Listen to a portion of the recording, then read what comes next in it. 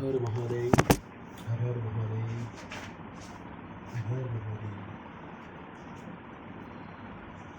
Chapter 2 नए राजा और उनके राज्य। चैप्टर 2 नए राजा और उनके राज्य। चैप्टर 2 नए राजा और उनके राज्य। चैप्टर 2 नए राजा और उनके राज्य। चैप्टर 2 नए राजा और उनके राज्य। चैप्टर 2 नए राजा और उनके राज्य। मानचित्र 7वीं से 12वीं शताब्दी के प्रमुख राज्य। मानचित्र 7वीं से 12वीं शताब्दी के प्रमुख राज्य। मानचित्र 7वीं से 12वीं शताब्दी के प्रमुख राज्य। 7वीं से 12वीं शताब्दी के प्रमुख राज्य। Kashmir, Kashmir, Kashmir, Kashmir, Kashmir, Kashmir, Kashmir, Kashmir, Kashmir, Kashmir, Kashmir, Kashmir, Kashmir.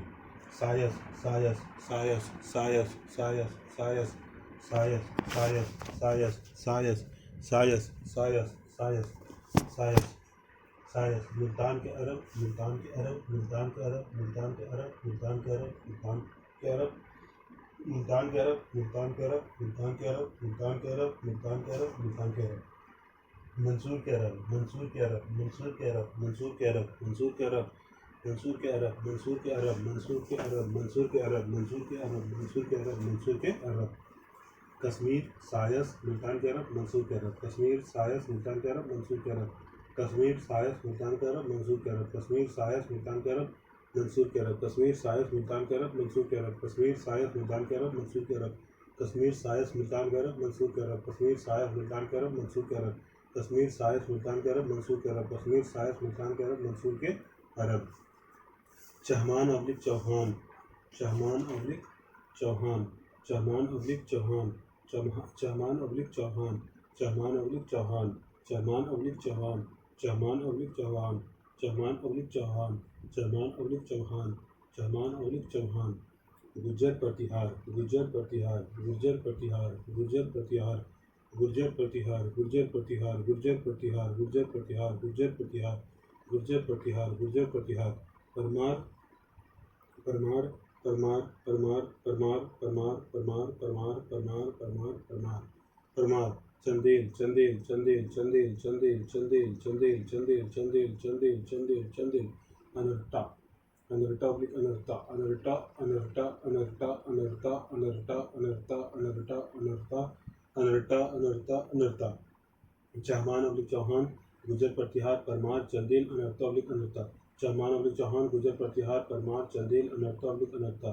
Chahaman oblique Chauhan, Gurjara Pratihara, Paramara, Chandela, Anarta oblique Anarta. Chahamana oblique Chauhan, Gurjara Pratihara, Paramara, Chandela, Anarta oblique Anarta. Chahamana oblique Chauhan, Gurjara Pratihara, Paramara, Chandela, Anarta oblique Anarta. Chahamana oblique Chauhan, Gurjara Pratihara, Paramara, Chandela, Anarta oblique Anarta. Chahamana oblique Chauhan, Gurjara Pratihara, Paramara, Chandela, Anarta oblique Anarta. Chahamana oblique Chauhan, Gurjara Pratihara, Paramara, Chandela, Anarta oblique Anarta. Chahamana oblique Chauhan, Gurjara Pratihara, Paramara, Chandela, Anarta oblique Anarta. Chahamana oblique Chauhan, Gurjara Pratihara, Paramara, Chandela, Anarta oblique Anarta. Chahamana oblique Chauhan, Gurjara Pratihara, Paramara, Chandela, Anarta oblique Anarta. Pala, Kamarupa, Pala, पाल, पाल, पाल, पाल राजवंश, पाल राजवंश, पाल, पाल, पाल, पाल, पाल राजवंश। कामरूप, कामरूप, कामरूप, कामरूप, कामरूप, कामरूप, कामरूप, कामरूप, कामरूप, कामरूप, कामरूप, कामरूप। उत्कल, उत्कल, उत्कल, उत्कल, उत्कल, उत्कल, उत्कल, उत्कल, उत्कल, उत्कल, उत्कल, उत्कल। गंगा, गंगा, गंगा, गंगा, गंगा, गंगा, गंगा, गंगा, गंगा, गंगा, गंगा, गंगा, गंगा। कलिंग, कलिंग, कलिंग, कलिंग, कलिंग, कलिंग, कलिंग, कलिंग, कलिंग, कलिंग, कलिंग, कलिंग। पूर्वी चालुक्य वेंगी, पूर्वी चालुक्य वेंगी, पूर्वी चालुक्य ओब्लिक वेंगी, पूर्वी चालुक्य ओब्लिक वेंगी, पूर्वी चालुक्य ओब्लिक वेंगी, पूर्वी चालुक्य ओब्लिक वेंगी, पूर्वी चालुक्य ओब्लिक वेंगी, पूर्वी चालुक्य ओब्लिक वेंगी, पूर्वी चालुक्य ओब्लिक वेंगी, पूर्वी चालुक्य ओब्लिक वेंगी, पूर्वी चालुक्य ओब्लिक वेंगी। पाल, कामरूप, उत्कल, गंगा, कलिंग, पूर्वी चालुक्य ओब्लिक वेंगी। पाल, कामरूप, उत्कल, गंगा, कलिंग, पूर्वी चालुक्य ओब्लिक वेंगी। पाल, कामरूप, उत्कल, गंगा, कलिंग, पूर्वी चालुक्य ओब्लिक वेंगी। पाल, कामरूप, उत्कल, गंगा, कलिंग, पूर्वी चालुक्य ओब्लिक वेंगी। पाल, कामरूप, उत्कल, गंगा, कलिंग, पूर्वी चालुक्य ओब्लिक वेंगी। पाल, कामरूप, उत्कल, गंगा, कलिंग, पूर्वी चालुक्य ओब्लिक वेंगी। पाल, कामरूप, उत्कल, गंगा, कलिंग, पूर्वी चालुक्य ओब्लिक वेंगी। पाल, कामरूप, उत्कल, गंगा, कलिंग, पूर्वी चालुक्य ओब्लिक वेंगी। पाल, कामरूप, उत्कल, गंगा, कलिंग, पूर्वी चालुक्य ओब्लिक वेंगी।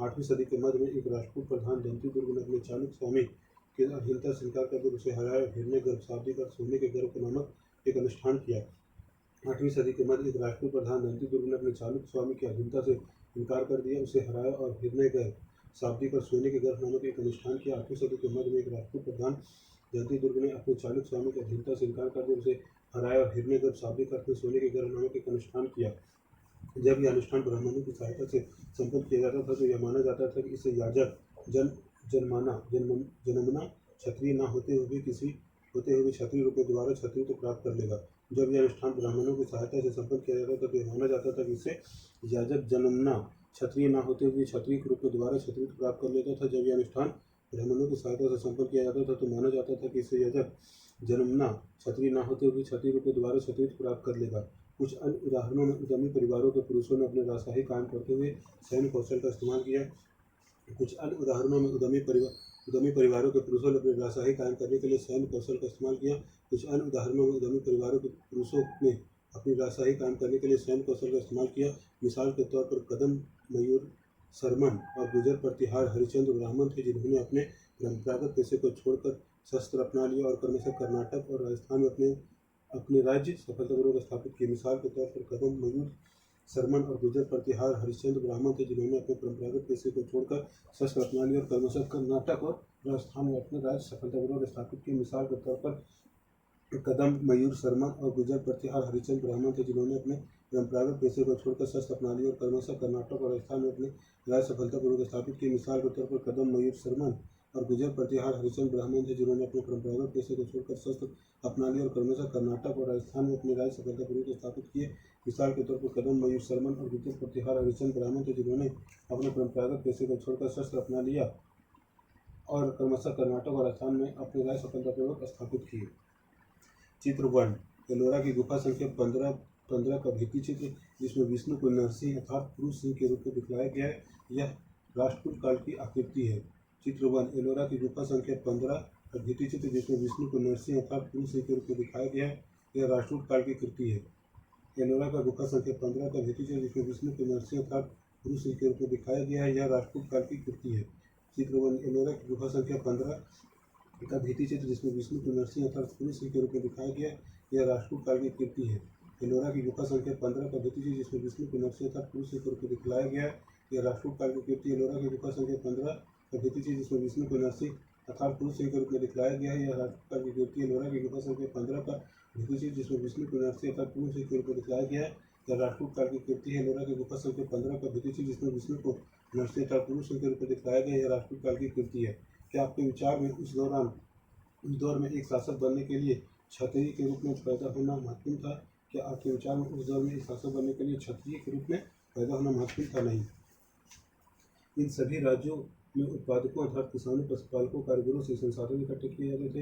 इन सभी राज्यों में उत्पादकों अर्थात किसानों, पशुपालकों और कारीगरों से संसाधन इकट्ठे किए जाते थे। इन सभी राज्यों में उत्पादकों अर्थात किसानों, पशुपालकों और कारीगरों से संसाधन इकट्ठे किए जाते थे। इनको अक्सर अपने उत्पादों का एक हिस्सा त्यागने के लिए मनाया या बाध्य किया जाता था। इनको अक्सर अपने उत्पादों का एक हिस्सा त्यागने के लिए मनाया या बाध्य किया जाता था।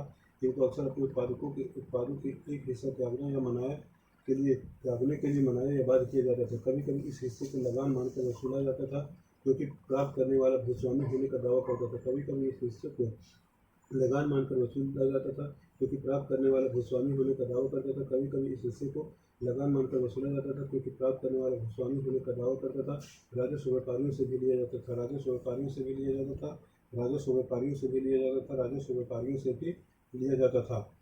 ये संसाधन राजा की व्यवस्था के वित्तीय आधार बनते थे। साथ ही मंदिरों और दुर्गों के निर्माण में भी इस्तेमाल होता था। ये संसाधन राजा की व्यवस्था का वित्तीय आधार बनते थे। साथ ही मंदिरों और दुर्गों के निर्माण में भी इस्तेमाल होते थे। ये संसाधन राजा की व्यवस्था का वित्तीय आधार बनते थे। साथ ही मंदिरों और दुर्गों के निर्माण में भी इस्तेमाल होते थे।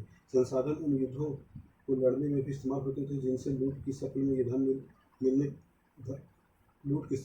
मिलने की तथा जमीन और व्यापारिक मार्गों के परियोजना की संभावना बनती थी। संसाधन उन युद्धों को लड़ने में भी इस्तेमाल होते थे जिनसे लूट की शक्ल में धन मिलने की तथा जमीन और व्यापारिक मार्गों के प्रयोग की संभावनाएं बनती थी। संसाधन उन युद्धों को लड़ने में भी इस्तेमाल होते थे जिनसे लूट की शक्ल में धन मिलने की तथा जमीन और व्यापारिक मार्गों के प्रयोग की संभावनाएं बनती थी। राजस्व वसूली के लिए पदाधिकारियों की नियुक्ति सामान्यतः प्रभावशाली परिवारों के बीच से ही की जाती थी और प्राय वंशानुगत होती थी। राजस्व वसूली के लिए पदाधिकारियों की नियुक्ति सामान्यतः प्रभावशाली परिवारों के बीच से ही की जाती थी और प्राय वंशानुगत होती थी। राजस्व वसूली के लिए पदाधिकारियों की नियुक्ति सामान्यतः प्रभावशाली परिवारों के बीच से की जाती थी और प्राय वंशानुगत होती थी। सेना में भी ऐसा ही होता था, कई बार राजा के निकट संबंधी ही इन ओहदों पर होते थे। सेना में भी ऐसा होता था, कई बार राजा के निकट संबंधी ही इन ओहदों पर होते थे।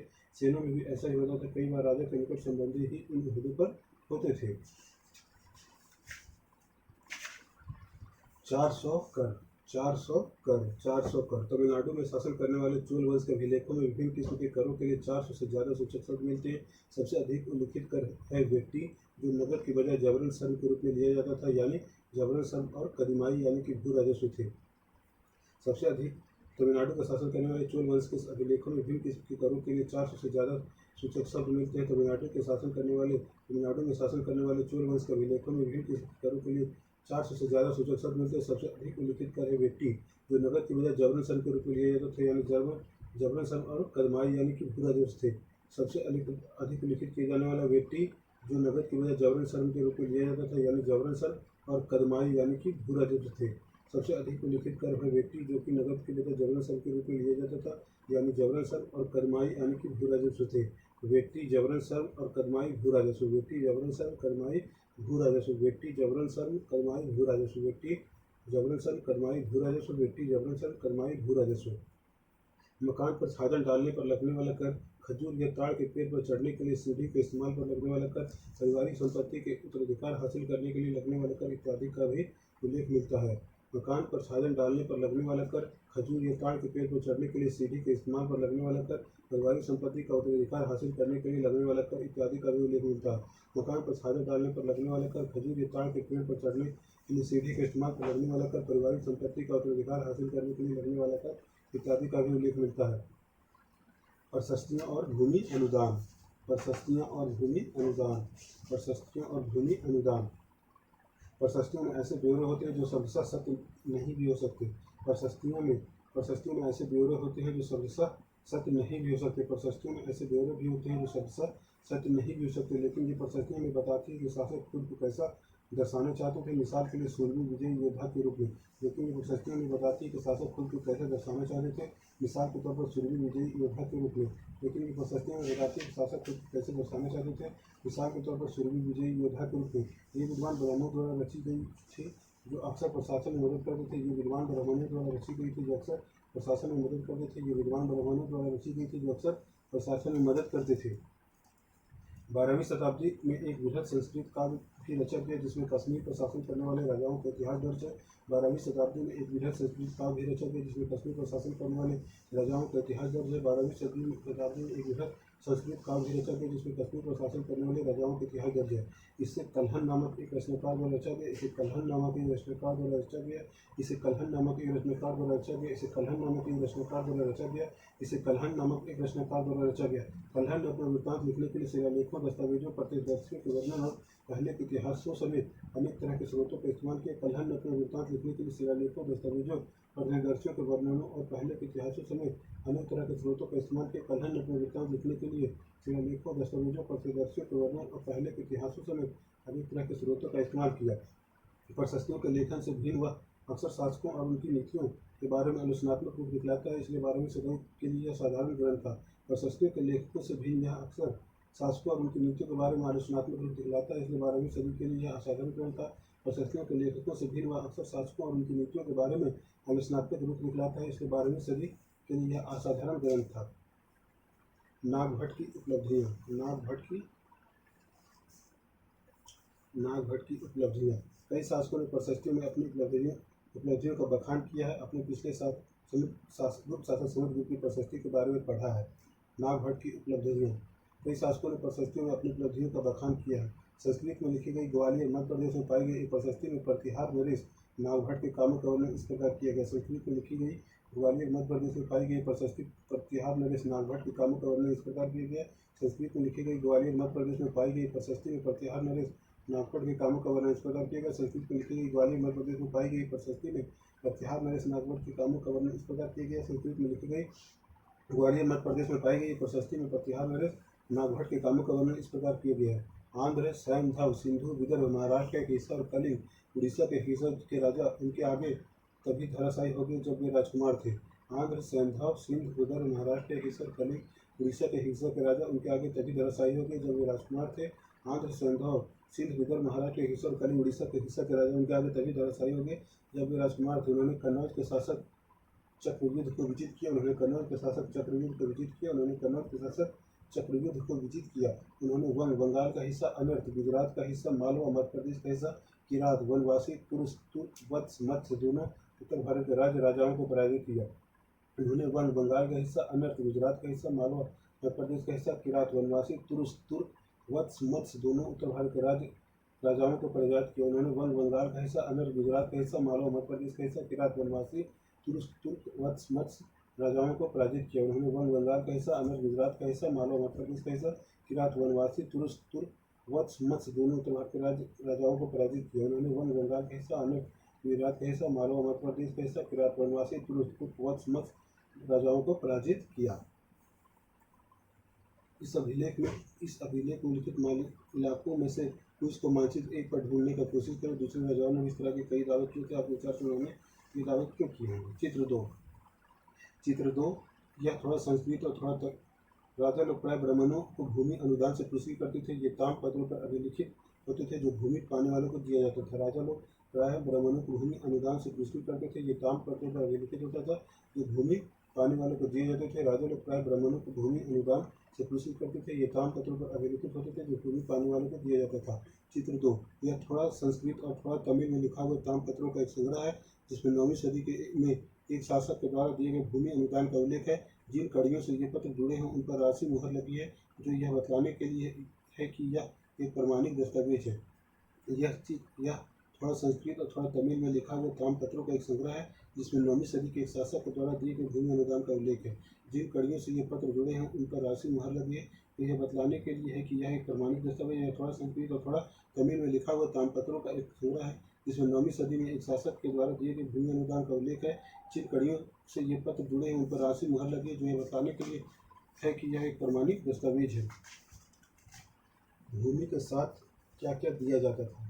भूमि के साथ क्या क्या दिया जाता था। भूमि के साथ क्या क्या दिया जाता था। भूमि के साथ क्या क्या दिया जाता था। यह चोलों के द्वारा दिए गए एक भूमि अनुदान के तमिल भाषा का एक भाग का अंश है। यह चोलों द्वारा दिए गए एक भूमि अनुदान के तमिल भाग का एक अंश है। यह चोलों के द्वारा दिए गए एक भूमि अनुदान के तमिल भाग का एक अंश है। हमने मिट्टी की मेड़े बनाकर साथ ही कांटेदार झाड़ी लगाकर भूमि की सीमाओं को चिन्हित कर दिया। हमने मिट्टी की मेड़े बनाकर साथ ही कांटेदार झाड़ियों लगाकर भूमि की सीमाओं को चिन्हित कर दिया। हमने मिट्टी की मेड़े बनाकर साथ ही कांटेदार झाड़ियाँ लगाकर भूमि की सीमाओं को चिन्हित कर दिया।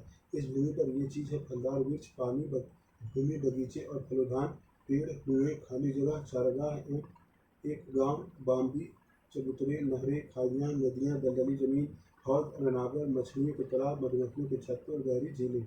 इस भूमि पर ये चीज़ें फलदार वृक्ष, पानी, भूमि, बगीचे और फलोद्यान, पेड़, कुएं, खाली जगह, चारागाह, एक गांव, बाम्बी, चबूतरे, नहरें, खाइयाँ, नदियाँ, दलदली जमीन, हौद, अनागर, मछलियों के तालाब, मधुमक्खियों के छत्ते, गहरी झीलें।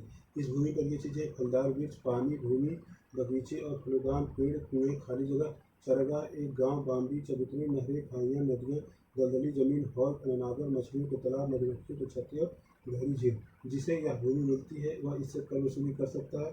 वह न्यायाधिकरणों द्वारा जुर्माने के तौर पर लगाए गए कर वसूल सकता है। पान के पत्ते पर लगने वाला कर, बुने हुए कपड़े पर लगने वाला कर, साथ ही साथ वाहनों पर लगने वाला कर वसूल सकता है। जिसे यह भूमि मिलती है वह इससे कर वसूली कर सकता है। वह न्यायाधिकरणों द्वारा जुर्माने के तौर पर लगाए गए कर वसूल सकता है।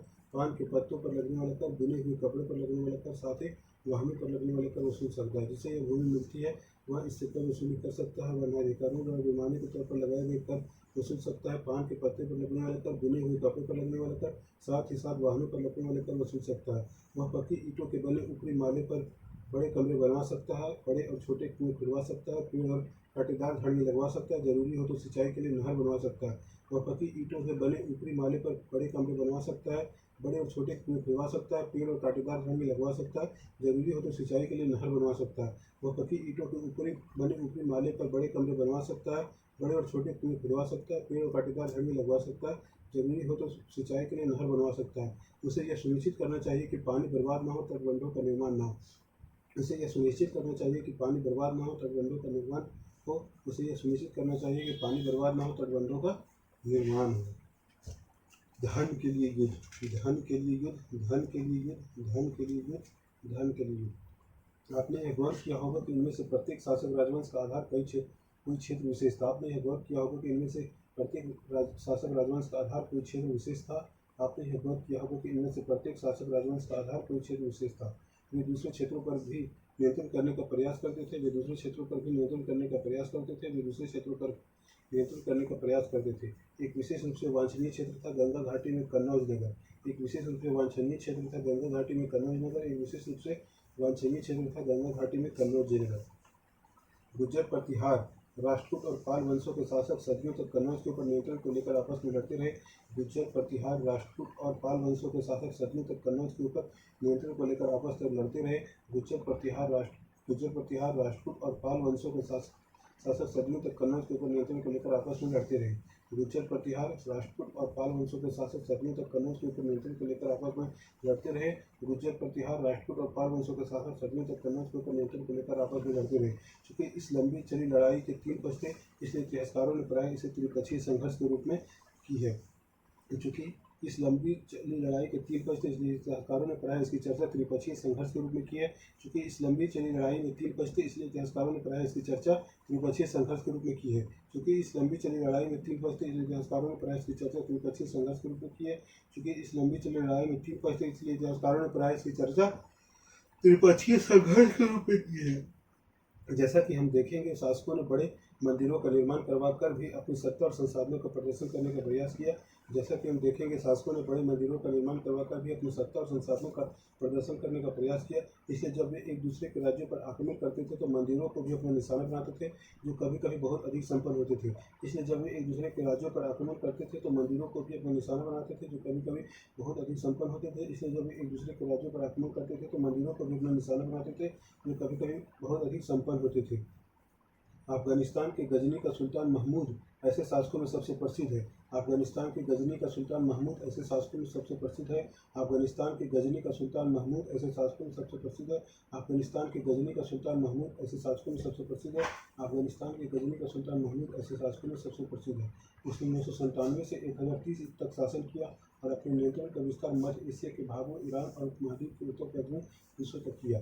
उसने 997 से 1030 तक शासन किया और अपने नियंत्रण का विस्तार मध्य एशिया के भागों, ईरान और उपमहाद्वीप के उत्तर पश्चिमी हिस्सों तक किया। उसने 997 से 1030 तक शासन किया और अपने नियंत्रण का विस्तार मध्य एशिया के भागों, ईरान और उपमहाद्वीप के उत्तर पश्चिमी हिस्सों तक किया। वह लगभग हर साल उपमहाद्वीप पर हमला करता था। वह लगभग हर साल उपमहाद्वीप पर हमला करता था। वह लगभग हर साल उपमहाद्वीप पर हमला करता था। उसका निशाना थे संपन्न मंदिर, जिनमें गुजरात के सोमनाथ मंदिर भी शामिल था। उसका निशाना था संपन्न मंदिर, जिनमें गुजरात का सोमनाथ मंदिर भी शामिल था। उसका निशाना था संपन्न मंदिर, जिनमें गुजरात का सोमनाथ मंदिर भी शामिल था। महमूद जो धन उठा ले गया, उसका बहुत बड़ा हिस्सा गजनी में एक वैभवशाली राजधानी के निर्माण में खर्च हुआ। महमूद जो धन उठा ले गया, उसका बहुत बड़ा हिस्सा गजनी में एक वैभवशाली राजधानी के निर्माण में खर्च हुआ। महमूद जो धन उठा ले गया, उसका एक बहुत बड़ा हिस्सा गजनी में वैभवशाली राजधानी के निर्माण में खर्च हुआ। सुल्तान महमूद अपने द्वारा जीते गए लोगों के बारे में कई बातें जानना चाहता था और उसने अल-बरूनी नामक एक विद्वान को इस उपमहाद्वीप का लेखा जोखा लिखने का काम सौंपा। सुल्तान महमूद अपने द्वारा जीते गए लोगों के बारे में भी कई बातें जानना चाहता था और उसने अल-बरूनी नामक एक विद्वान को इस उपमहाद्वीप का लेखा जोखा लिखने का काम सौंपा। सुल्तान महमूद अपने द्वारा जीते गए लोगों के बारे में कई बातें जानना चाहता था और उसने अल-बरूनी नामक एक विद्वान को इस उपमहाद्वीप का लेखा जोखा लिखने का काम सौंपा। सुल्तान महमूद अपने द्वारा जीते गए लोगों के बारे में भी कई बातें जानना चाहता था और उसने अल-बरूनी नामक एक विद्वान को इस उपमहाद्वीप का लेखा जोखा लिखने का काम सौंपा। सुल्तान महमूद अपने द्वारा जीते गए लोगों के बारे में भी कई बातें जानना चाहता था और उसने अल-बरूनी नामक एक विद्वान को इस उपमहाद्वीप का लेखा जोखा लिखने का काम सौंपा। अरबी में लिखे गए उसकी कीर्ति किताब अल-हिंद आज भी इतिहासकारों के लिए महत्वपूर्ण स्रोत है। अरबी में लिखी गई उसकी कीर्ति किताब अल-हिंद आज भी इतिहासकारों के लिए महत्वपूर्ण स्रोत है। अरबी में लिखी गई उसकी कीर्ति किताब अल-हिंद आज भी इतिहासकारों के लिए महत्वपूर्ण स्रोत है। अरबी में लिखी गई उसकी कीर्ति किताब अल-हिंद आज भी इतिहासकारों के लिए महत्वपूर्ण स्रोत है। अरबी में लिखी गई उसकी कीर्ति किताब अल-हिंद आज भी इतिहासकारों के लिए महत्वपूर्ण स्रोत है। अल-बरूनी ने इसे तैयार करने के लिए संस्कृत के विद्वानों से परामर्श किया। अल-बरूनी ने इसे तैयार करने के लिए संस्कृत के विद्वानों से परामर्श किया। अल-बरूनी ने इसे तैयार करने के लिए संस्कृत के विद्वानों से परामर्श किया। अल-बरूनी ने इसे तैयार करने के लिए संस्कृत के विद्वानों से परामर्श किया। युद्ध करने वाले दूसरे राजाओं में चहमान भी थे, जो बाद में चौहान के रूप में जाने गए। युद्ध करने वाले दूसरे राजाओं में चहमान भी थे, जो बाद में चौहान के रूप में जाने गए। युद्ध करने वाले दूसरे राजाओं में चहमान भी थे, जो बाद में चौहान के रूप में जाने गए। युद्ध करने वाले दूसरे राजाओं में चहमान भी थे, जो बाद में चौहान के रूप में जाने गए। युद्ध करने वाले दूसरे राजाओं में चहमान भी थे, जो बाद में चौहान के रूप में जाने गए। वे दिल्ली और अजमेर के आसपास के क्षेत्रों पर शासन करते थे। वे दिल्ली और अजमेर के आसपास के क्षेत्रों पर शासन करते थे। वे दिल्ली और अजमेर के आसपास के क्षेत्रों पर शासन करते थे। वे दिल्ली और अजमेर के आसपास के क्षेत्रों पर शासन करते थे। वे दिल्ली और अजमेर के आसपास के क्षेत्रों पर शासन करते थे। उन्होंने पश्चिम और पूर्व की ओर अपने नियंत्रण क्षेत्र का विस्तार करना चाहा, जहां उन्हें गुजरात के चालुक्य और पश्चिमी उत्तर प्रदेश के गढ़वालों से टक्कर लेनी पड़ी। उन्होंने पश्चिमी और पूर्व की ओर अपने नियंत्रण क्षेत्र का विस्तार करना चाहा, जहां उन्हें गुजरात के चालुक्य और पश्चिमी उत्तर प्रदेश के गढ़वालों से टक्कर लेनी पड़ी। उन्होंने पश्चिम और पूर्व की ओर अपने नियंत्रण क्षेत्र का विस्तार करना चाहा, जहां उन्हें गुजरात के चालुक्य और पश्चिम उत्तर प्रदेश के गढ़वालों से टक्कर लेनी पड़ी। उन्होंने पश्चिमी और पूर्व की ओर अपने नियंत्रण क्षेत्र का विस्तार करना चाहा, जहां उन्हें गुजरात के चालुक्य और पश्चिमी उत्तर प्रदेश के गढ़वालों से टक्कर लेनी पड़ी। उन्होंने पश्चिमी और पूर्व की ओर अपने नियंत्रण क्षेत्र का विस्तार करना चाहा, जहां उन्हें गुजरात के चालुक्य और पश्चिमी उत्तर प्रदेश के गढ़वालों से टक्कर लेनी पड़ी। चहमानों का सबसे प्रसिद्ध शासक था पृथ्वीराज तृतीय, जिसने सुल्तान मोहम्मद गौरी नामक अफगान शासक को 1191 में हराया, लेकिन दूसरे साल 1192 में उसके हाथों हार गया। चहमानों का सबसे प्रसिद्ध शासक था पृथ्वीराज तृतीय, जिसने सुल्तान मोहम्मद गौरी नामक अफगान शासक को 1191 में हराया, लेकिन दूसरे ही साल 1192 में उनके हाथों हार गया। चहमानों का सबसे प्रसिद्ध शासक था पृथ्वीराज तृतीय, जिसने सुल्तान मोहम्मद गौरी नामक अफगान शासक को 1191 में हराया, लेकिन दूसरे ही साल 1192 में उसके हाथों हार गया। चहमानों का सबसे प्रसिद्ध शासक था पृथ्वीराज तृतीय, जिसने सुल्तान मोहम्मद गौरी नामक अफगान शासक को 1191 में हराया, लेकिन दूसरे ही साल 1192 में उसके हाथों हार गया। चहमानों का सबसे प्रसिद्ध शासक था पृथ्वीराज तृतीय, जिसने सुल्तान मोहम्मद गौरी नामक अफगान शासक को 1191 में हराया, लेकिन दूसरे साल 1192 में उसके हाथों हार गया। सुल्तान अरबी भाषा का शब्द है जिसका मतलब होता है शासक। सुल्तान अरबी भाषा का शब्द है जिसका मतलब है शासक। सुल्तान अरबी भाषा का शब्द है जिसका मतलब है शासक। सुल्तान अरबी भाषा का शब्द है जिसका मतलब है शासक। मानचित्र 1 को देखें और वे कारण बताइए जिनके चलते ये शासक कन्नौज और गंगा घाटी के ऊपर नियंत्रण करना चाहते थे। मानचित्र 1 को देखें और वे कारण बताइए जिनके चलते शासक कन्नौज और गंगा घाटी के ऊपर नियंत्रण करना चाहते थे। मानचित्र 1 को दोबारा देखिए, विचार विमर्श कीजिए कि चहमानों ने अपने इलाके का विस्तार क्यों करना चाहा होगा। चोल राज्य नजदीक से एक नज़र। चोल राज्य नजदीक से एक नज़र। चोल राज्य नजदीक से एक नज़र। चोल राज्य नजदीक से एक नज़र। चोल राज्य नजदीक से एक नज़र। चोल राज्य नजदीक से एक नज़र। चोल राज्य नजदीक से एक नज़र। यादव यादव यादव यादव यादव यादव यादव यादव यादव यादव यादव यादव यादव। चालुक्य विक्रमादित्य शीर्ष के अंतर्गत। चालुक्य विक्रमादित्य शीर्ष के अंतर्गत। चालुक्य विक्रमादित्य शीर्ष के अंतर्गत। चालुक्य विक्रमादित्य शीर्ष के अंतर्गत। चालुक्य विक्रमादित्य शीर्ष के अंतर्गत। चालुक्य विक्रमादित्य शीर्ष के अंतर्गत। चालुक्य विक्रमादित्य शीर्ष के अंतर्गत। चालुक्य विक्रमादित्य शीर्ष के अंतर्गत। चालुक्य विक्रमादित्य शीर्ष के अंतर्गत। चालुक्य विक्रमादित्य शीर्ष के अंतर्गत। चालुक्य विक्रमादित्य शीर्ष के अंतर्गत। कदम्ब कदम्ब कदम्ब कदम्ब कदम्ब कदम्ब कदम्ब कदम्ब कदम्ब कदम्ब कदम्ब। यादव चालुक्य कदम्ब। यादव चालुक्य कदम्ब। यादव चालुक्य कदम्ब। यादव चालुक्य कदम्ब। यादव चालुक्य कदम्ब। यादव चालुक्य कदम्ब। यादव चालुक्य कदम्ब। यादव चालुक्य कदम्ब। यादव चालुक्य कदम्ब। यादव चालुक्य कदम्ब। कलिंग कलिंग कलिंग कलिंग कलिंग कलिंग कलिंग कलिंग कलिंग कलिंग कलिंग कलिंग। दक्षिण कलिंग दक्षिण कलिंग दक्षिण कलिंग दक्षिण कलिंग दक्षिण कलिंग दक्षिण कलिंग दक्षिण कलिंग दक्षिण कलिंग दक्षिण कलिंग दक्षिण कलिंग दक्षिण कलिंग दक्षिण कलिंग। वेंगी वेंगी वेंगी वेंगी वेंगी वेंगी वेंगी वेंगी वेंगी वेंगी वेंगी वेंगी। ककातीय ककातीय ककातीय ककातीय ककातीय ककातीय ककातीय ककातीय ककातीय ककातीय ककातीय ककातीय। नोलम नोलम बावड़ी नोलम बावड़ी नोलम बावड़ी नोलम बावड़ी नोलम बावड़ी नोलम बावड़ी नोलम बावड़ी नोलम बावड़ी नोलम बावड़ी नोलम बावड़ी नोलम बावड़ी नोलम बावड़ी नोलम बावड़ी नोलम बावड़ी नोलम बावड़ी नोलम बावड़ी नोलम बावड़ी नोलम बावड़ी नोलम बावड़ी। वनवासी वनवासी वनवासी वनवासी वनवासी वनवासी वनवासी वनवासी वनवासी वनवासी वनवासी वनवासी। गंगावादी गंगावादी गंगावादी गंगावादी गंगावादी गंगावादी गंगावादी गंगावादी गंगावादी गंगावादी गंगावादी पांडे पांडे पांडे पांडे पांडे पांडे पांडे पांडे पांडे पांडे पांडे पांडे दसवीं कली वेंगी ककातीय नोलम बावड़ी गंगावादी वनवासी पांडे दसवीं कली वेंगी ककातीय नोलम बावड़ी गंगावादी वनवासी पांडे दसवीं कली वेंगी ककातीय नोलम बावड़ी गंगावादी वनवासी पांडे दसवीं कली वेंगी ककातीय नोलम बावड़ी गंगावादी वनवासी पांडे दसवीं कली वेंगी ककातीय नोलम बावड़ी गंगावादी वनवासी पांडे दसवीं कली वेंगी ककातीय नोलम बावड़ी गंगावादी वनवासी पांडे दसवीं कली वेंगी ककातीय नोलम बावड़ी गंगावादी वनवासी पांडे दसवीं कली वेंगी ककातीय नोलम बावड़ी गंगावादी वनवासी पांडे दसवीं कली वेंगी ककातीय नोलम बावड़ी गंगावादी वनवासी पांडे दसवीं कली वेंगी ककातीय नोलम बावड़ी गंगावादी वनवासी पांडे दसवीं कली वेंगी ककातीय नोलम बावड़ी गंगावादी वनवासी पांडे कल्याणी कल्याणी कल्याणी कल्याणी कल्याणी कल्याणी कल्याणी कल्याणी कल्याणी कल्याणी कल्याणी कल्याणी बादामी बादामी बादामी बादामी बादामी बादामी बादामी बादामी बादामी बादामी बादामी बादामी कांची वाली कोची कांची कोची कांची वाली कोची कांची वाली कोची कांची वाली कोची कांची वाली कोची कांची वाली कोची कांची वाली कोची कांची वाली कोची कांची वाली कोची कांची वाली कोची गंगा कोंडचलपुरम गंगा कोंडचलपुरम गंगा कोंडचलपुरम गंगा कोंडचलपुरम गंगा कोंडचलपुरम गंगा कोंडचलपुरम गंगा कोंडचलपुरम गंगा कोंडचलपुरम गंगा कोंडचलपुरम गंगा कोंडचलपुरम गंगा कोंडचलपुरम उरैयूर उरैयूर उरैयूर उरैयूर उरैयूर उरैयूर उरैयूर उरैयूर उरैयूर उरैयूर उरैयूर उरैयूर तंजावुर तंजावुर तंजावुर तंजावुर तंजावुर तंजावुर तंजावुर तंजावुर तंजावुर तंजावुर तंजावुर तंजावुर मदुरई मदुरई मदुरई मदुरई मदुरई मदुरई मदुरई मदुरई मदुरई मदुरई मदुरई मदुरई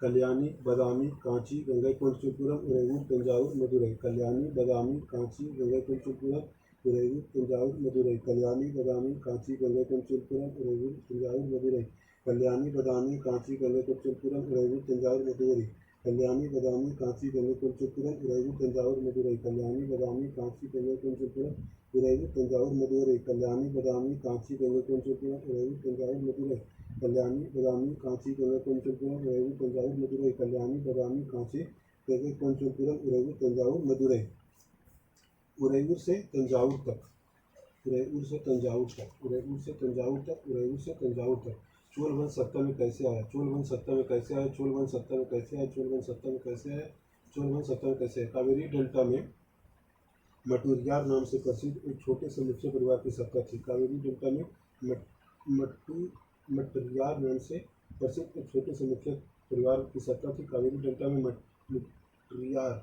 नाम से प्रसिद्ध एक छोटे से मुख्य परिवार की सत्ता थी कावेरी डेल्टा में मटुरियार नाम से प्रसिद्ध एक छोटे से मुख्य परिवार की सत्ता थी कावेरी डेल्टा में मटुरियार नाम से प्रसिद्ध एक छोटे से मुख्य परिवार की सत्ता थी वे कांचीपुरम के पल्लव राजाओं के मातहत थे वे कांचीपुरम के पल्लव राजाओं के मातहत थे वे कांचीपुरम के पल्लव राजाओं के मातहत थे वे कांचीपुरम के पल्लव राजाओं के मातहत थे वे कांचीपुरम के पल्लव राजाओं के मातहत थे उरैयार के चोलवंशी प्राचीन मुख्य परिवार के विजयालय ने 9वीं सदी के मध्य में मुटरियारों को हराकर इस डेल्टा पर कब्जा जमाया उरैयार के चोलवंशी प्राचीन मुख्य परिवार ने विजयालय ने 9वीं शताब्दी के मध्य में मटरियारों को हराकर इस डेल्टा पर कब्जा जमाया उरैयार के चोलवंशी प्राचीन मुख्य परिवार के विजयालय ने 9वीं शताब्दी के मध्य में मटरियारों को हराकर इस डेल्टा पर कब्जा जमाया उरैयार के चोलवंशीय प्राचीन मुख्य परिवार के विजयालय ने 9वीं शताब्दी के मध्य में मटरियारों को हराकर इस डेल्टा पर कब्जा जमाया उरैयार के चोलवंशी प्राचीन मुख्य परिवार के विजयालय ने 9वीं शताब्दी के मध्य में मटरियारों को हराकर इस डेल्टा पर कब्जा जमाया उरैयार के चोलवंशी प्राचीन मुख्य परिवार के विजयालय ने 9वीं शताब्दी के मध्य में मटरियारों को हराकर इस डेल्टा पर कब्जा जमाया उरैयार के चोलवंशी प्राचीन मुख्य परिवार के विजयालय ने 9वीं शताब्दी के मध्य में मटरियारों को हराकर इस डेल्टा पर कब्जा जमाया उरैयार के चोलवंशी प्राचीन मुख्य परिवार विजयालय ने 9वीं शताब्दी के मध्य में मटरियारों को हराकर इस डेल्टा पर कब्जा जमाया उसने वहाँ तंजावुर शहर और निशुंभ सुदिनी देवी का मंदिर बनाया उसने वहाँ तंजावुर शहर और निशुंभ सुदिनी देवी का मंदिर बनाया उसने वहाँ तंजावुर शहर और निशुंभ सुदिनी देवी का मंदिर बनाया उसने वहाँ तंजावुर शहर और निशुंभ सुदिनी देवी का मंदिर बनाया उसने वहाँ तंजावुर शहर और निशुंभ सुदिनी देवी का मंदिर बनाया उसने वहाँ तंजावुर शहर और निशुंभ सुदिनी देवी का मंदिर बनवाया उसने वहाँ तंजावुर शहर और निशुंभ सुदिनी देवी का मंदिर बनवाया उसने वहाँ तंजावुर शहर और निशुंभ सुदिनी देवी का मंदिर बनवाया उसने वहाँ तंजावुर शहर और निशुंभ सुदिनी देवी का मंदिर बनवाया विजयालय के उत्तराधिकारियों ने पड़ोसी इलाकों को जीता और उसका राज अपने क्षेत्रफल तथा शक्ति दोनों रूप में बढ़ता गया। विजयालय के उत्तराधिकारियों ने पड़ोसी इलाकों को जीता और उसका राज अपने क्षेत्रफल तथा शक्ति दोनों रूपों में बढ़ता गया। विजयालय के उत्तराधिकारियों ने अपने पड़ोसी इलाकों को जीता और उसका राज अपने क्षेत्रफल तथा शक्ति दोनों रूपों में बढ़ता गया। दक्षिण और उत्तर के पांड्यन और पल्लव के इलाके इस राज्य का हिस्सा बना लिए गए। दक्षिण और उत्तर के पांड्यन और पल्लव के इलाके इस राज्य का हिस्सा बना लिए गए। दक्षिण और उत्तर के पांड्यन और पल्लव के इलाके इस राज्य का हिस्सा बना लिए गए। दक्षिण और उत्तर के पांड्यन और पल्लव के इलाके इस राज्य का हिस्सा बना लिए गए। दक्षिण और उत्तर के पांड्यन और पल्लव के इलाके इस राज्य का हिस्सा बना लिए गए। राजराज प्रथम ने जो सबसे शक्तिशाली चोल शासक माना जाता है 985 में राजा बना और उसी ने इनमें से ज़्यादातर क्षेत्रों पर अपने नियंत्रण का विस्तार किया। राजराज प्रथम जो सबसे शक्तिशाली चोल शासक माना जाता है 985 ईस्वी में राजा बना, उसी ने इनमें से ज़्यादातर क्षेत्रों पर अपने नियंत्रण का विस्तार किया। राजराज प्रथम जो सबसे शक्तिशाली चोल शासक माना जाता है 985 में राजा बना और उसी ने इनमें से ज़्यादातर क्षेत्रों पर अपने नियंत्रण का विस्तार किया। राजराज प्रथम जो सबसे शक्तिशाली चोल शासक माना जाता है 985 में राजा बना और उसी ने इनमें से ज़्यादातर क्षेत्रों पर अपने नियंत्रण का विस्तार किया। राजराज प्रथम जो सबसे शक्तिशाली चोल शासक माना जाता है 985 में राजा बना, उसी ने इनमें से ज़्यादातर क्षेत्रों पर अपने नियंत्रण का विस्तार किया। उसने साम्राज्य के प्रशासन का भी पुनर्गठन किया। उसने साम्राज्य के प्रशासन का भी पुनर्गठन किया। उसने साम्राज्य के प्रशासन का भी पुनर्गठन किया। उसने साम्राज्य के प्रशासन का भी पुनर्गठन किया। उसने साम्राज्य के प्रशासन का भी पुनर्गठन किया।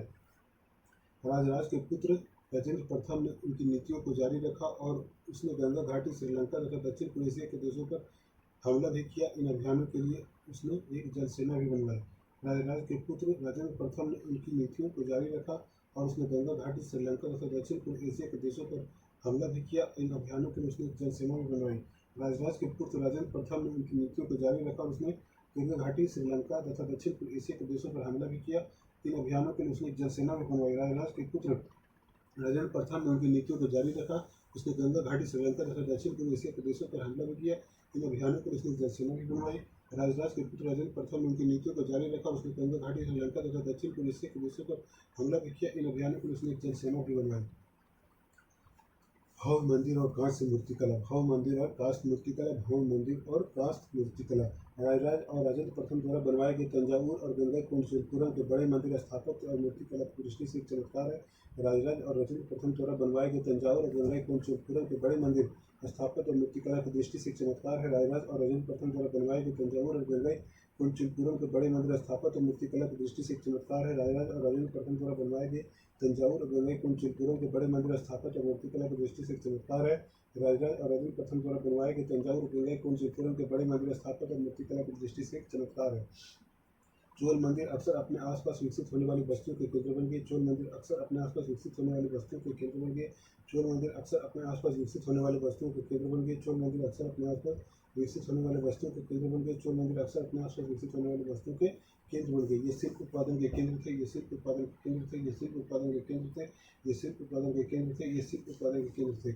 ये मंदिर शासकों और अन्य लोगों के द्वारा दी गई भूमि से भी संपन्न हो गए थे।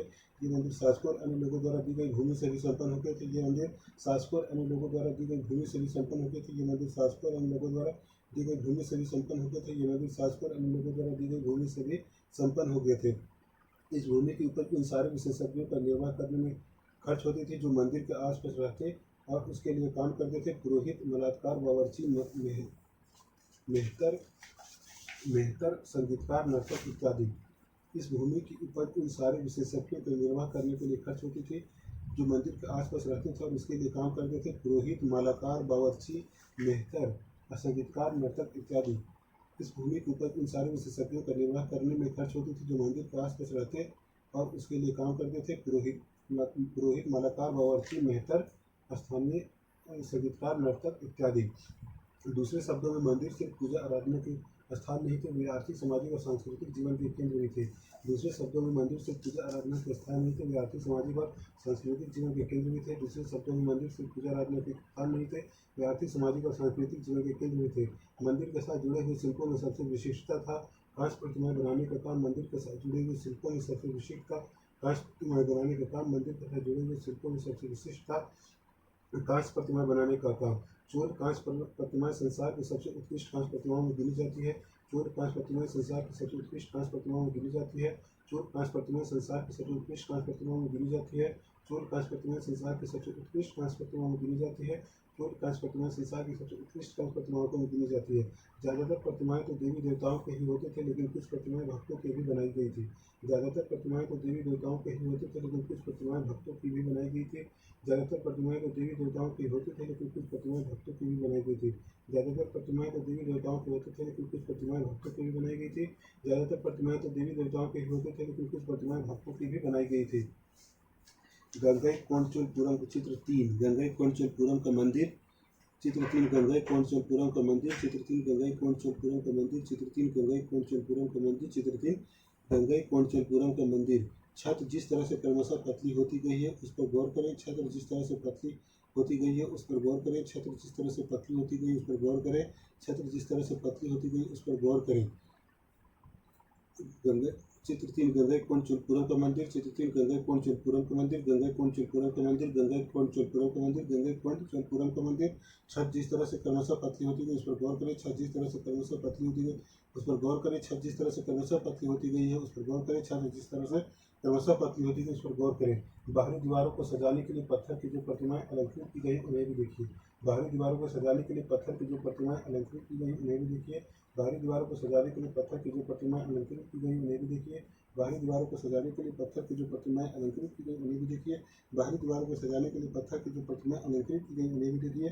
बाहरी दीवारों को सजाने के लिए पत्थर की जो प्रतिमाएं अलंकृत की गई उन्हें भी देखिए। बाहरी दीवारों को सजाने के लिए पत्थर की जो प्रतिमाएं अलंकृत की गई उन्हें भी देखिए।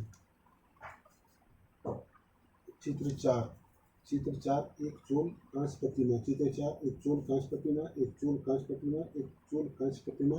एक चोल कांस्य प्रतिमा। एक चोल कांस्य प्रतिमा। एक चोल कांस्य प्रतिमा। एक चोल कांस्य प्रतिमा। एक चोल कांस्य प्रतिमा। एक चोल कांस्य प्रतिमा। एक चोल कांस्य प्रतिमा। कितनी सावधानी के साथ उसे अलंकृत किया गया है इस पर भी गौर कीजिए। कितनी सावधानी के साथ उसे अलंकृत किया गया है इस पर भी गौर कीजिए। कितनी सावधानी के साथ उसे अलंकृत किया गया है इस पर भी गौर कीजिए। कितनी सावधानी के साथ उसे अलंकृत किया गया इस पर भी गौर कीजिए। कितनी सावधानी के साथ उसे अलंकृत किया गया इस पर भी गौर कीजिए। कितनी सावधानी के साथ उसे अलंकृत किया गया इस पर भी गौर कीजिए। कितनी सावधानी के साथ उसे अलंकृत किया गया इस पर भी गौर कीजिए। ऐसी प्रतिमाएं किस तरह बनाई जाती थी? ऐसी प्रतिमाएं किस तरह बनाई जाती थी? कृषि और सिंचाई। कृषि और सिंचाई। कृषि और सिंचाई। कृषि और सिंचाई। कृषि और सिंचाई। चोलों की कई उपलब्धियां कृषि में हुए नए विकासों के माध्यम से संभव हुई। चोलों की कई उपलब्धियां कृषि में हुए नए विकासों के माध्यम से संभव हुई। चोलों की कई उपलब्धियां कृषि में हुई नए विकासों के माध्यम से संभव हुई। चोलों की कई उपलब्धियां कृषि में हुए नए विकासों के माध्यम से संभव हुई। मानचित्र 2 को देखिए। गौर कीजिए कि कावेरी नदी बंगाल की खाड़ी में मिलने से पहले कई छोटी छोटी शाखाओं में बढ़ जाती थी। मानचित्र 2 में गौर कीजिए कि कावेरी नदी बंगाल की खाड़ी में मिलने से पहले कई छोटी छोटी शाखाओं में बढ़ जाती थी। मानचित्र 2 में गौर कीजिए कि कावेरी नदी बंगाल की खाड़ी में मिलने से पहले कई छोटी छोटी शाखाओं में बढ़ जाती थी। ये शाखाएं बार बार पानी उलिझती है, जिससे किनारे पर उपजाऊ मिट्टी जमा होती रहती है। ये शाखाएं बार बार पानी उलिझती है, जिससे किनारों पर उपजाऊ मिट्टी जमा होती रहती है। ये शाखाएं बार बार पानी उलिझती है, जिससे किनारों पर उपजाऊ मिट्टी जमा होती रहती है। शाखाओं का पानी कृषि विशेषकर चावल की खेती के लिए आवश्यक आर्द्रता भी मुहैया कराती है। शाखाओं का पानी कृषि विशेषकर चावल की खेती के लिए आवश्यक आर्द्रता भी मुहैया कराता है। शाखाओं का पानी कृषि के लिए विशेषकर चावल की खेती के लिए आवश्यक आर्द्रता भी मुहैया कराता है। हालांकि तमिलनाडु के दूसरे हिस्से में कृषि पहले ही विकसित हो चुकी थी, मगर 5वीं या 6वीं सदी में आकर ही इस इलाके में बड़े पैमाने पर खेती शुरू हो पाई। हालांकि तमिलनाडु के दूसरे हिस्से में कृषि पहले ही विकसित हो चुकी थी, मगर 5वीं या 6वीं सदी में आकर ही इस इलाके में बड़े पैमाने पर खेती शुरू हो पाई। हालांकि तमिलनाडु के दूसरे हिस्से में कृषि पहले ही विकसित हो चुकी थी, मगर 5वीं या 6वीं सदी में आकर ही इस इलाके में बड़े पैमाने पर खेती शुरू हो गई। कुछ इलाकों में जंगलों को साफ किया जाना था और कुछ दूसरे इलाके में जमीन को समतल किया जाना था। कुछ इलाकों में जंगलों को साफ किया जाना था और कुछ दूसरे इलाकों में जमीन को समतल किया जाना था। कुछ इलाकों में जंगलों को साफ किया जाना था और कुछ दूसरे इलाकों में जमीन को समतल किया जाना था। डेल्टा क्षेत्रों में बाढ़ को रोकने के लिए तटबंध बनाए जाने थे और पानी को खेतों में ले जाने के लिए नहरों का निर्माण होना था। डेल्टा क्षेत्रों में बाढ़ को रोकने के लिए तटबंध बनाए जाने थे और पानी को खेतों तक ले जाने के लिए नहरों का निर्माण होना था। डेल्टा क्षेत्रों को बाढ़ रोकने के लिए तटबंध बनाए जाने थे और पानी को खेतों तक ले जाने के लिए नहरों का निर्माण होना था। कई क्षेत्रों में एक साल में 2 फसलें उगाई जाती थी। कई क्षेत्रों में एक साल में 2 फसलें उगाई जाती थी। कई क्षेत्रों में एक साल में 2 फसलें उगाई जाती थी। कई क्षेत्रों में एक साल में 2 फसलें उगाई जाती थी। कई जगहों पर फसलों की सिंचाई कृत्रिम रूप से भी करना जरूरी था। कई जगहों पर फसलों की सिंचाई कृत्रिम रूप से भी करना जरूरी था। कई जगहों पर फसलों की सिंचाई कृत्रिम रूप से करना जरूरी था। सिंचाई के लिए कई पद्धतियाँ अपनाई जाती थी। कुछ इलाकों में कुएं खोदे गए, कुछ अन्य जगहों में बारिश के पानी को इकट्ठा करने के लिए विशाल सरोवर बनाए गए। सिंचाई के लिए कई पद्धतियाँ अपनाई जाती थी। कुछ इलाकों में कुएं खोदे गए, कुछ अन्य जगहों में बारिश के पानी इकट्ठा करने के लिए विशाल सरोवर बनाए गए। सिंचाई के लिए कई पद्धतियाँ अपनाई जाती थी। कुछ इलाकों में कुएं खोदे गए, कुछ अन्य जगहों में बारिश के पानी को इकट्ठा करने के लिए विशाल सरोवर बनाए गए। स्मरण रहे कि सिंचाई के कामों में योजना की जरूरत होती है, जैसे श्रम और संसाधनों को व्यवस्थित करना, इन कामों की देखरेख करना और यह तय करना कि पानी का बंटवारा कैसे किया जाए। स्मरण रहे कि सिंचाई के कामों में योजना की जरूरत होती है, जैसे श्रम और संसाधनों को व्यवस्थित करना, इन कामों की देखरेख करना और यह तय करना कि पानी का बंटवारा कैसे किया जाए। स्मरण रहे कि सिंचाई के काम में योजना की जरूरत होती है, जैसे श्रम और संसाधनों को व्यवस्थित करना, इन कामों की देखरेख करना और यह तय करना कि पानी का बंटवारा कैसे किया जाए। ज़्यादातर नए शासकों साथ ही साथ गाँव में रहने वाले लोगों ने इन गतिविधियों में सक्रिय रूप से दिलचस्पी दिखाई। ज़्यादातर नए शासकों साथ ही साथ गाँव में रहने वाले लोगों ने इन गतिविधियों में विशेष रूप से दिलचस्पी दिखाई। ज़्यादातर नए शासकों साथ ही साथ गाँव में रहने वाले लोगों ने इन गतिविधियों में सक्रिय रूप से दिलचस्पी दिखाई।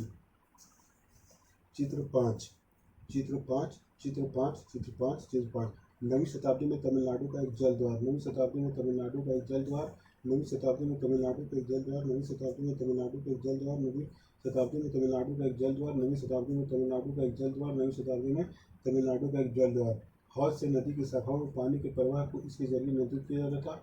हौज से नदी के शाखाओं में पानी के प्रवाह को इसके जरिए नियंत्रित किया जाता था। हौज से नदी के शाखाओं में पानी के प्रवाह को इसके जरिए नियंत्रित किया जाता था। हौज से नदी के शाखाओं में पानी को प्रवाह को इसके जरिए नियंत्रित किया जाता था। हौज से नदी के शाखाओं में पानी के प्रवाह को इसके जरिए नियंत्रित किया जाता था। इस पानी से खेत सींचे जाते थे। इस पानी से खेत सींचे जाते थे। इस पानी से खेत सींचे जाते थे। इस पानी से खेत सींचे जाते थे। इस पानी से खेत सींचे जाते थे। जल द्वार पारंपरिक रूप से एक लकड़ी या धातु का बाधा है, जो आमतौर पर पानी के स्तर को नियंत्रित करने और नदियों और नहरों में दर के प्रवाह को संचालित करता है। जल द्वार पारंपरिक रूप से एक लकड़ी या धातु बाधा है, जो आमतौर पर पानी के स्तर को नियंत्रित करने और नदियों और नहरों के दर प्रवाह को संचालित करता है। जल द्वार पारंपरिक रूप से एक लकड़ी या धातु का बाधा है, जो आमतौर पर पानी के स्तर को नियंत्रित कर और नदियों और नहरों में दर प्रवाह को संचालित करता है। जल द्वार पारंपरिक रूप से एक लकड़ी या धातु का बाधा है, जो आमतौर पर पानी के स्तर को नियंत्रित करने और नदियों और नहरों में दर प्रवाह को संचालित करता है। जल द्वार पारंपरिक रूप से एक लकड़ी का या धातु बाधा है, जो आमतौर पर पानी के स्तर को नियंत्रित करने और नदियों और नहरों में दर प्रवाह को नियंत्रित करने प्रवाह को संचालित करता है।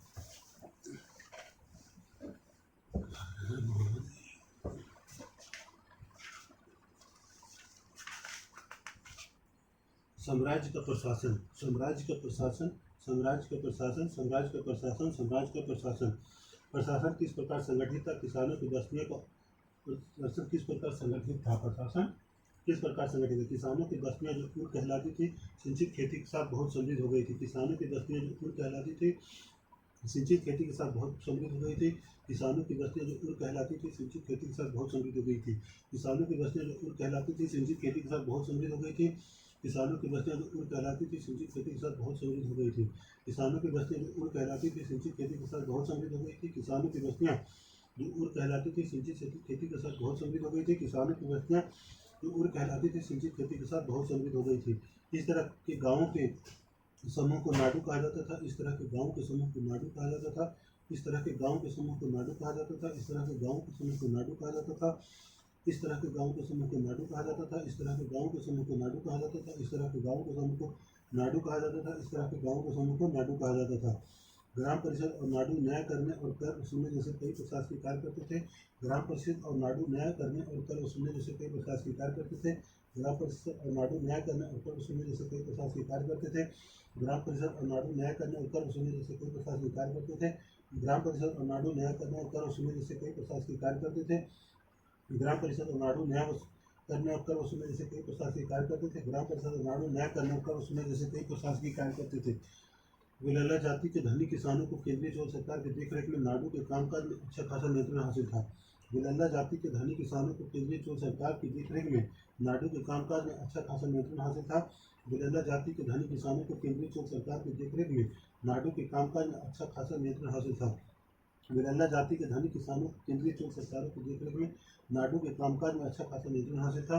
विलल्ला जाति के धनी किसानों को केंद्रीय चोल सरकार की देखरेख में नाडु के कामकाज में अच्छा खासा नियंत्रण हासिल था। विलल्ला जाति के धनी किसानों को केंद्रीय चोल सरकार की देखरेख में नाडु के कामकाज में अच्छा खासा नियंत्रण हासिल था। विलल्ला जाति के धनी किसानों को केंद्रीय चोल सरकार की देखरेख में नाडू के कामकाज में अच्छा खासा नियंत्रण हासिल था। बरेला जाति के धनी किसानों को केंद्रीय चौक सरकार की देखरेख में नाडू के कामकाज में अच्छा खासा नियंत्रण हासिल था। उनमें से कई धनी भूस्वामियों को पूर्व राजाओं ने सम्मान के रूप में मुवेंद वेलन, 3 राजाओं को अपनी सेवा प्रदान करने वाला वेलन या किसान अरैयार प्रधान जैसे उपाधियां दी और उन्हें केंद्र महत्व राज्य के पद सौंपे। उनमें से कई धनी भूस्वामियों को चोर राजाओं ने सम्मान के रूप में मुवेंद वेलन, 3 राजाओं को अपनी सेवाएं प्रदान करने वाला वेलन या किसान अरैयार प्रधान जैसे उपाधियां दी और उन्हें केंद्र महत्व राजकीय पद सौंपे। उनमें से कई धनी भूस्वामियों को चोर राजाओं ने सम्मान के रूप में मुवेंद वेलन, 3 राजाओं को अपनी सेवाएं प्रदान करने वाला वेलन या किसान अरैयार प्रधान जैसी उपाधियां दी और उन्हें केंद्र महत्व राजकीय पद सौंपे। उनमें से कई धनी भूस्वामी को चोर राजाओं ने समान रूप से मुवेंद वेलन, 3 राजाओं को अपनी सेवाएं प्रदान करने वाला वेलन या किसान अरैयार प्रधान जैसी उपाधियां दी और उन्हें केंद्र महत्व राजकीय पद दिए। उनमें से कई धनी भूस्वामियों को चोर राजाओं ने सम्मान के रूप में मुवेंद वेलन, 3 राजाओं को अपनी सेवाएं प्रदान करने वाला वेलन या किसान अरैयार प्रधान जैसी उपाधियां दी और उन्हें केंद्र महत्व राजकीय पद सौंपे। उनमें से कई धनी भूस्वामियों को चोर राजाओं ने सम्मान के रूप में मुवेंद वेलन, 3 राजाओं को अपनी सेवाएं प्रदान करने वाला वेलन या किसान अरैयार प्रधान जैसी उपाधियां दी और उन्हें केंद्र महत्व राजकीय पद सौंपे। मुवेंद वेलन, 3 राजाओं को अपनी सेवाएं प्रदान करने वाले वेलन या किसान अरैयार प्रधान। मुवेंद वेलन, 3 राजाओं को अपनी सेवाएं प्रदान करने वाला वेलन या किसान अरैयार प्रधान। मुवेंद वेलन, 3 राजाओं को अपनी सेवाएं प्रदान करने वाला वेलन या किसान अरैयार प्रधान।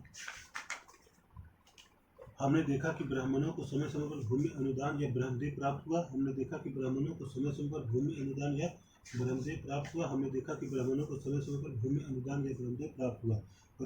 परिणाम स्वरूप कावेरी घाटी और दक्षिण भारत के दूसरे हिस्सों में ढेरों ब्राह्मण बस्ती अस्तित्व में आई। परिणाम स्वरूप कावेरी घाटी और दक्षिण भारत के दूसरे हिस्सों में ढेरों ब्राह्मण बस्ती अस्तित्व में आई। परिणाम स्वरूप कावेरी घाटी और दक्षिण भारत के दूसरे हिस्सों में ढेरों ब्राह्मण बस्ती अस्तित्व में आई। प्रत्येक ब्रह्मदेव की देखरेख प्रमुख ब्राह्मण भूस्वामियों की एक सभा द्वारा की जाती थी। प्रत्येक ब्रह्मदेव की देखरेख प्रमुख ब्राह्मण भूस्वामियों की एक सभा द्वारा की जाती थी। प्रत्येक ब्रह्मदेव की देखरेख प्रमुख ब्राह्मण भूस्वामियों की एक सभा द्वारा की जाती थी। प्रत्येक ब्रह्मदेव की देखरेख एक प्रमुख ब्राह्मण भूस्वामियों की एक सभा द्वारा की जाती थी। प्रत्येक ब्रह्मदेव की देखरेख प्रमुख ब्राह्मण भूस्वामी की सभा द्वारा की जाती थी। ये सभाएं बहुत कुशलतापूर्वक काम करती थी। ये सभाएं बहुत कुशलतापूर्वक काम करती थी। ये सभाएं बहुत कुशलतापूर्वक काम करती थी। इनके निर्णय शिलालेखों में प्रायः मंदिरों की पत्थर की दीवारों पर ब्यौरेवार दर्ज किए जाते थे। इनके निर्णय शिलालेखों में प्रायः मंदिर की पत्थर की दीवारों पर ब्यौरेवार दर्ज किए जाते थे। इनके निर्णय शिलालेखों में प्रायः मंदिर की पत्थर की दीवारों पर ब्यौरेवार दर्ज किए जाते थे। इनके निर्णय शिलालेखों में प्रायः मंदिर की पत्थर की दीवारों पर ब्यौरेवार दर्ज किए जाते थे। इनके निर्णय शिलालेखों में प्रायः मंदिर की पत्थर की दीवारों पर ब्यौरेवार दर्ज किए जाते थे। नगरक के नाम से ज्ञात व्यापारियों के संघ भी अक्सर शहरों में प्रशासनिक कार्य संपादित करते थे। नगरक के नाम से ज्ञात व्यापारियों के संघ भी अक्सर शहरों में प्रशासनिक कार्य संपादित करते थे। नगरम के नाम से ज्ञात व्यापारियों के संघ भी अक्सर शहरों में प्रशासनिक कार्य संपादित करते थे। नगरम के नाम से ज्ञात व्यापारियों के संघ भी अक्सर शहरों में प्रशासनिक कार्य संपादित करते थे। नगरम के नाम से ज्ञात व्यापारियों के संघ भी अक्सर शहरों में प्रशासनिक कार्य संपादित करते थे। नगरम के नाम से ज्ञात व्यापारियों के संघ भी अक्सर शहरों में प्रशासनिक कार्य संपादित करते थे। नगरम के नाम से ज्ञात व्यापारियों के संघ भी अक्सर शहरों में प्रशासनिक कार्य संपादित करते थे। तमिलनाडु के चिंगलपुट जिले के उत्तर मेरू से प्राप्त अभिलेखों में इस बात का सविस्तार वर्णन है कि ब्राह्मणों की सभा का संगठन कैसा था। तमिलनाडु के चिंगलपुट जिले में उत्तर मेरू से प्राप्त अभिलेखों में इस बात का सविस्तार वर्णन है कि ब्राह्मणों की सभा का संगठन कैसा था। तमिलनाडु के चिंगलपुट जिले के उत्तर मेरू से प्राप्त अभिलेखों में इस बात का सविस्तार वर्णन है कि ब्राह्मणों की सभा का संगठन कैसा था। तमिलनाडु के चिंगलपुट जिले के उत्तर मेरू से प्राप्त अभिलेखों में इस बात का सविस्तार वर्णन है कि ब्राह्मणों की सभा का संगठन कैसा होता था। तमिलनाडु के चिंगलपुट जिले के उत्तर मेरू से प्राप्त अभिलेखों में इस बात का सविस्तार वर्णन है कि ब्राह्मणों की सभा का संगठन कैसा होता था। सिंचाई के कामकाज बाग बगीचों मंदिरों इत्यादि की देखरेख के लिए सभा में विभिन्न समितियां होती थी। सिंचाई के कामकाज बाग बगीचों मंदिरों इत्यादि की देखरेख के लिए सभा में विभिन्न समितियां होती थी। सिंचाई के कामकाज बाग बगीचों मंदिरों इत्यादि की देखरेख के लिए सभा में विभिन्न समितियां होती थी। सिंचाई के कामकाज बाग बगीचों मंदिरों इत्यादि की देखरेख के लिए सभा में विभिन्न समितियां होती थी। इनमें सदस्यता के लिए जो लोग योग्य होते थे उनके नाम तालपत्र के छोटे टिकटों पर लिखे जाते थे और मिट्टी के बर्तन में रख दिए जाते थे और किसी छोटे लड़के को हर समिति के लिए एक के बाद एक टिकट निकालने के लिए कहा जाता था। इनमें सदस्यता के लिए जो लोग योग्य होते थे उनके नाम तालपत्र के छोटे टिकटों पर लिखे जाते थे और मिट्टी के बर्तन में रख दिए जाते थे और किसी छोटे लड़के को हर समिति के लिए एक के बाद एक टिकट निकालने के लिए कहा जाता था। इनमें सदस्यता के लिए जो लोग योग्य होते थे उनके नाम तालपत्र के छोटे टिकटों पर लिखे जाते थे और मिट्टी के बर्तन में रख दिए जाते थे और किसी छोटे लड़के को हर समिति के लिए एक के बाद एक टिकट निकालने के लिए कहा जाता था। भूमि के प्रकार। चोल अभिलेखों में भूमि के विभिन्न कोटियों का उल्लेख मिलता है। चोल अभिलेखों में भूमि की विभिन्न कोटियों का उल्लेख मिलता है। चोल अभिलेखों में भूमि की विभिन्न कोटियों का उल्लेख मिलता है। वेलन वगई गैर ब्राह्मण किसान स्वामी की भूमि। वेलन वगई गैर ब्राह्मण किसान स्वामी की भूमि। वेलन वगई गैर ब्राह्मण किसान स्वामी की भूमि। वेलन वगई गैर ब्राह्मण किसान स्वामी की भूमि। वेलन वगई गैर ब्राह्मण किसान स्वामी की भूमि। वेलन वगई गैर ब्राह्मण किसान स्वामी की भूमि। वेलन वगई गैर ब्राह्मण किसान स्वामी की भूमि। वेलन वगई गैर ब्राह्मण किसान स्वामी की भूमि। वेलन वगई गैर ब्राह्मण किसान स्वामी की भूमि। वेलन वगई गैर ब्राह्मण किसान स्वामी की भूमि। ब्रह्मदेव ब्राह्मणों को उपहार में दी गई भूमि। ब्रह्मदेव ब्राह्मणों को उपहार में दी गई भूमि। ब्रह्मदेव ब्राह्मणों को उपहार में दी गई भूमि। ब्रह्मदेव ब्राह्मणों को उपहार में दी गई भूमि। ब्रह्मदेव ब्राह्मणों को उपहार में दी गई भूमि। साला भोग किसी विद्यालय के रखरखाव के लिए भूमि। साला भोग किसी विद्यालय के रखरखाव के लिए भूमि। साला भोग किसी विद्यालय के रखरखाव के लिए भूमि। साला भोग किसी विद्यालय के रखरखाव के लिए भूमि। साला भोग किसी विद्यालय के रखरखाव के लिए भूमि। साला भोग किसी विद्यालय के रखरखाव के लिए भूमि। साला भोग किसी विद्यालय के रखरखाव के लिए भूमि। देवदान तिरुमट्टू कन्नी मंदिरों को उपहार में दी गई भूमि। देवदान तिरुमट्टू कन्नी मंदिरों को उपहार में दी गई भूमि। देवदान तिरुमट्टू कन्नी मंदिरों को उपहार में दी गई भूमि। देवदान तिरुमट्टू कन्नी मंदिरों को उपहार में दी गई भूमि। देवदान तिरुमट्टू कन्नी मंदिरों को उपहार में दी गई भूमि। देवदान तिरुमट्टू कन्नी मंदिरों को उपहार में दी गई भूमि। देवदान तिरुमट्टू कन्नी मंदिरों को उपहार में दी गई भूमि। देवदान तिरुमट्टू कन्नी मंदिरों को उपहार में दी गई भूमि। देवदान तिरुमट्टू कन्नी मंदिरों को उपहार में दी गई भूमि। देवदान तिरुमट्टू कन्नी मंदिरों को उपहार में दी गई भूमि। देवदान तिरुमट्टू कन्नी मंदिरों को उपहार में दी गई भूमि। कलीचंदन जैन संस्थानों को दान में दी गई भूमि। कलीचंदन जैन संस्थानों को दान दी गई भूमि। कलीचंदन जैन संस्थानों को दान दी गई भूमि। कलीचंदन जैन संस्थानों को दान दी गई भूमि। कलीचंदन जैन संस्थानों को दान दी गई भूमि। कलीचंदन जैन संस्थानों को दान दी गई भूमि। कलीचंदन जैन संस्थानों को दान दी गई भूमि। कलीचंदन जैन संस्थानों को दान दी गई भूमि। वेलन वगई गैर ब्राह्मण किसान स्वामी की भूमि। ब्रह्मदेव ब्राह्मणों को उपहार में दी गई भूमि। साला भोग किसी विद्यालय के रखरखाव के लिए भूमि। देवदान तिरुमट्टू कन्नी मंदिरों को उपहार में दी गई भूमि। कलीचंदन जैन संस्थानों को दी गई भूमि। वेलन वगई गैर ब्राह्मण किसान स्वामी की भूमि। ब्रह्मदेव ब्राह्मणों को उपहार में दी गई भूमि। साला भोग किसी विद्यालय के रखरखाव के लिए भूमि। देवदान तिरुमट्टू कन्नी मंदिरों को उपहार में दी गई भूमि। कलीचंदन जैन संस्थानों को दान दी गई भूमि। वेलन वगई गैर ब्राह्मण किसान स्वामी की भूमि। ब्रह्मदेव ब्राह्मणों को उपहार दी गई भूमि। साला भोग किसी विद्यालय के रखरखाव के लिए भूमि। देवदान तिरुमट्टू कन्नी मंदिरों को उपहार दी गई भूमि। कलीचंदन जैन संस्थानों को दी गई भूमि। वेलन वगई गैर ब्राह्मण किसान स्वामी की भूमि। ब्रह्मदेव ब्राह्मणों को उपहार में दी गई भूमि। साला भोग किसी विद्यालय के रखरखाव के लिए भूमि। देवदान तिरुमट्टू कन्नी मंदिरों को उपहार में दी गई भूमि। कलीचंदन जैन संस्थानों को दी गई दान में दी गई भूमि। वेलन वगई गैर ब्राह्मण किसान स्वामी की भूमि। ब्रह्मदेव ब्राह्मणों को उपहार में दी गई भूमि। साला भोग किसी विद्यालय में रखरखाव के लिए भूमि। देवदान तिरुमट्टू कन्नी मंदिरों को उपहार में दी गई भूमि। कलीचंदन जैन संस्थान को दान में दी गई भूमि। अभिलेख और लिखित सामग्री। अभिलेख और लिखित सामग्री। अभिलेख और लिखित सामग्री। अभिलेख और लिखित सामग्री। उत्तर मेरु अभिलेख के अनुसार सभा की सदस्यता के इच्छुक लोगों को ऐसी भूमि का स्वामी होना चाहिए जहाँ से भू राजस्व वसूला जाता है। उनके पास अपना घर होना चाहिए। उनकी उम्र 35 से 70 के बीच होना चाहिए। उन्हें वेदों का ज्ञान होना चाहिए। उन्हें प्रशासनिक मामलों की अच्छी जानकारी होनी चाहिए और ईमानदार होना चाहिए। उत्तर मेरु अभिलेख के अनुसार सभा की सदस्यता के लिए इच्छुक लोगों को ऐसी भूमि का स्वामी होना चाहिए जहाँ से भू राजस्व वसूला जाता है। उनके पास अपना घर होना चाहिए। उनकी उम्र 35 से 70 के बीच होना चाहिए। उन्हें वेदों का ज्ञान होना चाहिए। उन्हें प्रशासनिक मामलों की अच्छी जानकारी होनी चाहिए और ईमानदार होना चाहिए। उत्तर मेरु अभिलेख के अनुसार सभा की सदस्यता के लिए इच्छुक लोगों को ऐसी भूमि का स्वामी होना चाहिए जहाँ से भू राजस्व वसूला जाता है। उनके पास अपना घर होना चाहिए। उनकी उम्र 35 से 70 के बीच होनी चाहिए। उन्हें वेदों का ज्ञान होना चाहिए। उन्हें प्रशासनिक मामलों की अच्छी जानकारी होनी चाहिए और ईमानदार होना चाहिए। यदि कोई पिछले 3 साल में किसी समिति का सदस्य रहा है तो वह किसी और समिति का सदस्य नहीं बन सकता। यदि कोई पिछले 3 सालों में किसी समिति का सदस्य रहा है तो वह किसी और समिति का सदस्य नहीं बन सकता। यदि कोई पिछले 3 सालों में किसी समिति का सदस्य रहा है तो वह किसी और समिति का सदस्य नहीं बन सकता। जिसने अपने या अपने संबंधियों के खाते जमा नहीं कराए हैं वह चुनाव नहीं लड़ सकता। जिसने अपने या अपने संबंधियों के खाते जमा नहीं कराए हैं वह चुनाव नहीं लड़ सकता। जिसने अपने या अपने संबंधियों के खाते जमा नहीं कराए हैं वह चुनाव नहीं लड़ सकता। अभिलेखों में राजाओं और शक्ति संपन्न पुरुषों के बारे में तो जानकारी मिलती है, लेकिन यह जानना खासा मुश्किल है कि साधारण मर्दों और औरतों का जीवन इन राज्यों में कैसा था। 12वीं शताब्दी की तमिल कृति पेरियाम पूर्णम से एक उदाहरण। अच्छा, अभिलेखों में राजाओं और शक्ति संपन्न पुरुषों के बारे में तो जानकारी मिलती है, लेकिन यह जानना खास मुश्किल है कि साधारण मर्दों और औरतों का जीवन इन राज्यों में कैसा था। 12वीं शताब्दी में तमिल कृति पेरियाम पूर्णम से एक उदाहरण। अभिलेखों में राजाओं शक्तिशाली पुरुषों के बारे में तो जानकारी मिलती है, लेकिन ये जानना खासा मुश्किल है कि साधारण मर्दों और औरतों का जीवन इस राज्य में कैसा था। 12वीं शताब्दी में तमिल कृति पेरियार पूर्णम से एक उदाहरण। अड़मूर की सरहदों पर फूस की पुरानी छजनों वाली छोटी छोटी झोपड़ियों से अंटा पड़ा पुलाया एक ऐसा समूह जिसे ब्राह्मण और गैरल्ला प्रतिष्ठित समाज के बाहर मानते थे। लोगों का एक छोटा सा पूर्वा था जिसमें ऊंचे किस्म के पेशों में लगे खेतिहर मजदूर रहते थे। चमड़े की पट्टियों से घिरे हुए झोपड़ी अड़मूर की सरहदों पर फूस की पुरानी छजनों वाली छोटी छोटी झोपड़ियों से अंटा पड़ा फुलाया एक ऐसा समूह जिसे ब्राह्मण और गैरल्ला प्रतिष्ठित समाज के बाहर मानते थे। लोगों को एक छोटा सा पूर्वा था जिसमें ऊंचे किस्म के पेशों में लगे खेतिहर मजदूर रहते थे। अड़मूर की सरहदों पर फूस की पुरानी छजनों वाली छोटी छोटी झोपड़ियों से अंटा पड़ा फुलाया एक ऐसा समूह जिसे ब्राह्मण और गैरल्ला प्रतिष्ठित समाज के बाहर मानते थे। लोगों को एक छोटा सा पूर्वा था जिसमें ऊंचे किस्म के पेशों में लगे खेतिहर मजदूर रहते थे। चमड़ों की पट्टियों से घिरे हुए झोपड़ियों के हाथों में छोटे मुर्गियां झुंडों में घूमते रहते थे।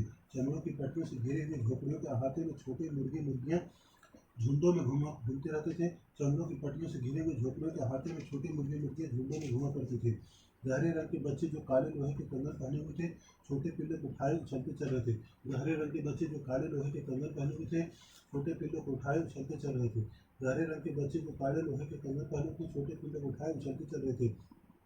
मारदू पेड़ों की छाया में एक मजदूरनी ने अपने बच्चों को चमड़े की एक चादर पर सुला दिया। मारदू पेड़ों की छाया में एक मजदूरनी ने अपने बच्चों को चमड़े की एक चादर पर सुला दिया।